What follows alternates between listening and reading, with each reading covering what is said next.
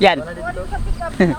So, when you're on to something important in your life and you tend to make some plans, so that's amazing. But what's more amazing is that we incorporate our plans into God's plan.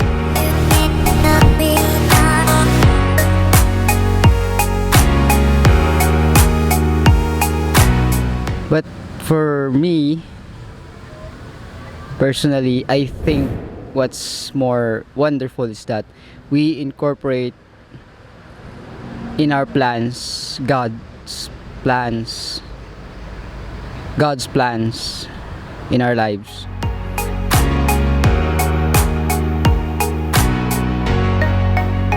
More so, we incorporate our plans in His plans. After all, you and I, we already have plans that He designed to each one of us, and it's wonderful. So I'm here now with my family, having a reunion, taking a pause,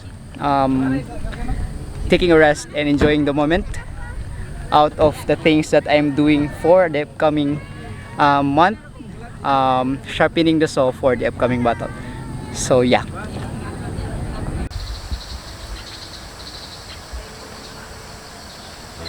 So that's it. Remember, you're good, you're awesome, and God loves you.